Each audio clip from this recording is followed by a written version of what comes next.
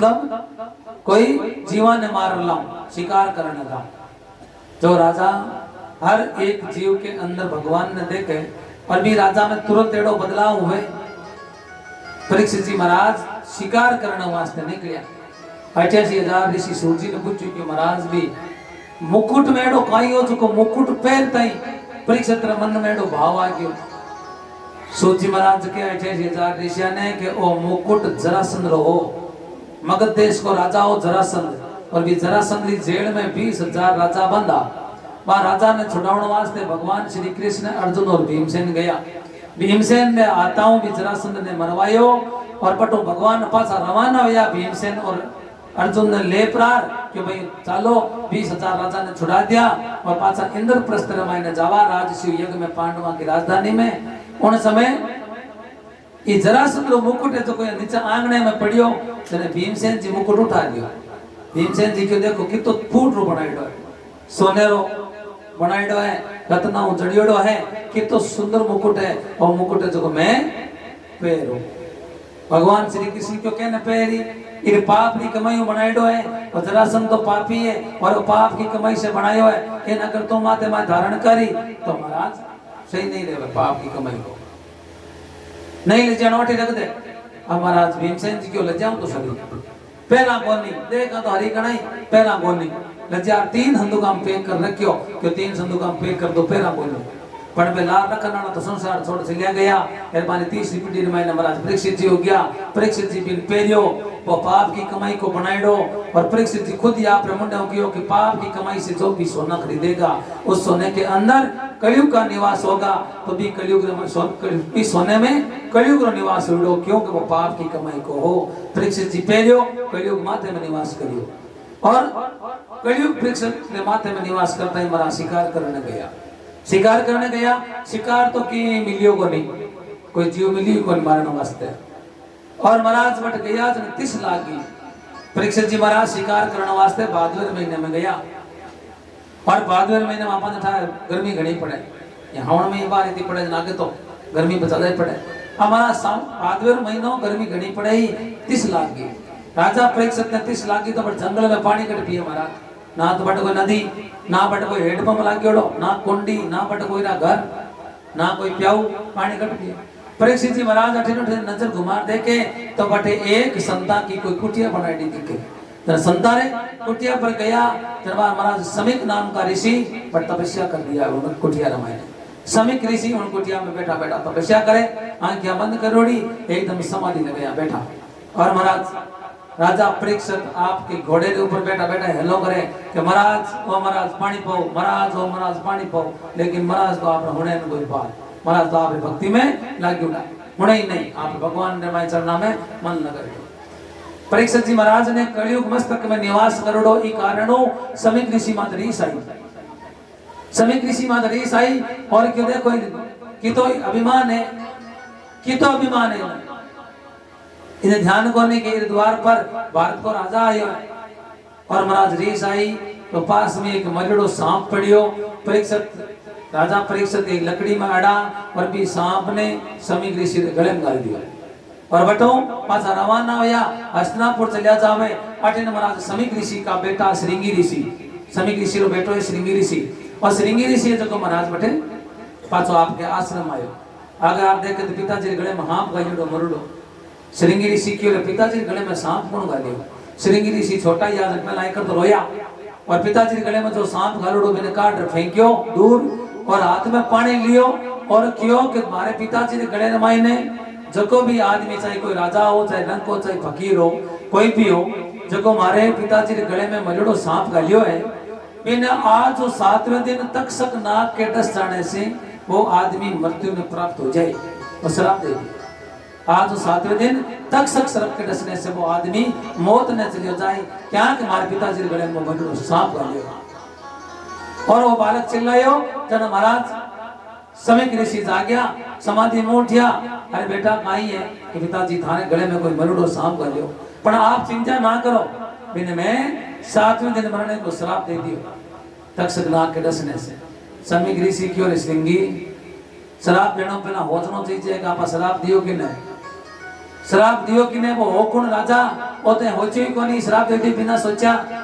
श्रृंगी क्यों मैं की कौन होचो मैं तो सिर्फ श्राप देवन वाला काम करियो ही दोई मैं होचो की कोनी थोड़ा समय समीक ऋषि आंखें बंद कर ध्यान लगा देखे तो आगे ध्यान पड़े रही परीक्षित राजा अपने गले में सर्प गालियो और श्रृंगी ऋषि ओ काई करियो धार्मिक राजा है हो सके कोई बुद्धि में फर्क आ गयो है और गले में सांप घाल दियो मरुडो श्रृंगी श्राप नहीं देना चाहिए तने और गलत करियो तो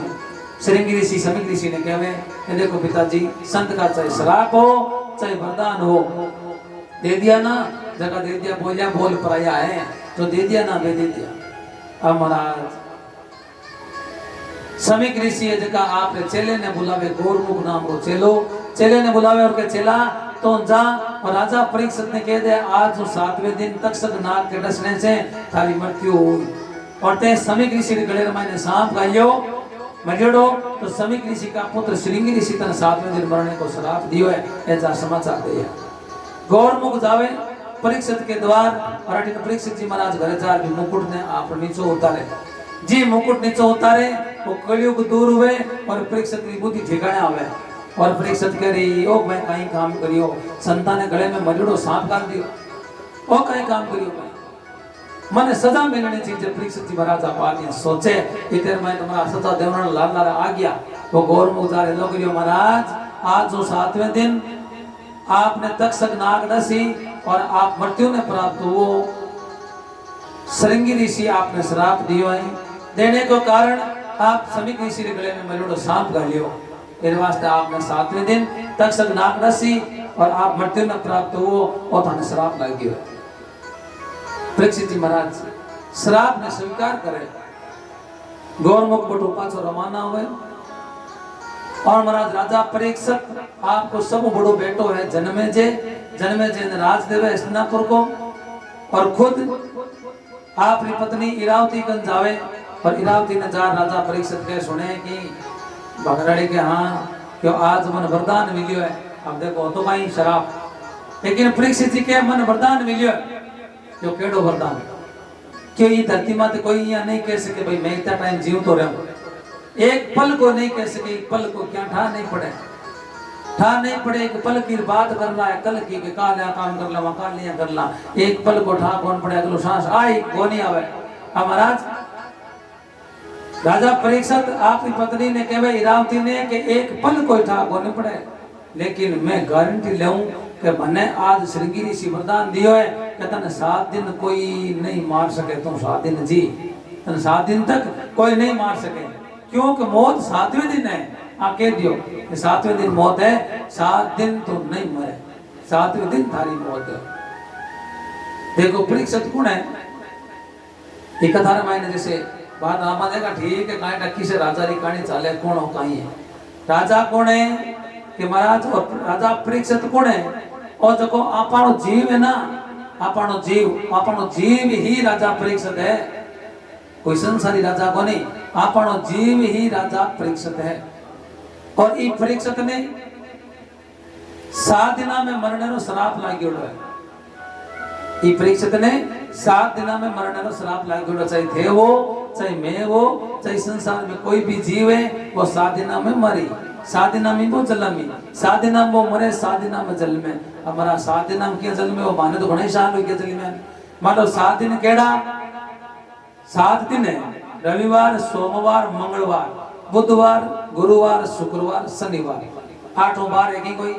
7 बार है ना ये 7 दिन है आ 7 दिना में हर जीव जन्मे आ 7 दिना में हर जीव मरे जन्म मरण आ 7 दिना में होगा आप कौन किसे बार रो चाहे वो ढा को नहीं बाकी 7 दिना में ही जमनो पड़े और 7 दिना को श्राप लागू 7 दिना में मारी और महाराज तक्षक नाग के डसने से मारी तक्षक नाग को ने आ मौत जको अपने काल हर समय माथे माथे मंडरावे हर समय माथे पर मंडरावे आ मौत ही काल है वो काल है जो कोई महाराज तक्षक नाग है ये तक्षक नाग के डसने से इस परीक्षित की इस जीव की मृत्यु होती है और महाराज तक्षक नाग मतलब वो काल डसे और काल के डसने से मृत्यु प्राप्त हुए तो 7 दिन में आदमी कल्याण भी कर सके करना कल्याण करना हाथ दिन केड़ा कि 7 बार जहाँ कथा चालू आप काल करी अब काल और दिन पाचो को नहीं आवे भाई काला पा चलो कोई सोमवार हो अपना रविवार ने पूरी हो जाए सोमवार पाछो कोना रविवार को पूरी हो जाए मतलब साधना की है 7 दिन मिलियोड़ा है साधना किया भागवत की कथा सुन आपके जीवन में उतार लेवे तो ये परीक्षित को कल्याण हो जावे ये परीक्षित को कल्याण हो जावे खुद ने परीक्षित मान प्रार भागवत की कथा सुनो कि जकी भी बात कहे ना मन खुद ने कहे परीक्षित पूछे और बना सुखदेव जी कहवे परीक्षित पूछे सुखदेव जी कहवे मतलब भगवान कह रहे जीव ने बार बार समझा दिया कि भाई तने ये रास्ते चालना भाई तने ये रास्ते चालना आज राजा परीक्षित आप रो राजपाट त्याग आपकी पत्नी ने के मैं तो अबे वन में जाऊं राजा परीक्षित बटाऊं साधना में कल्याण किया हुए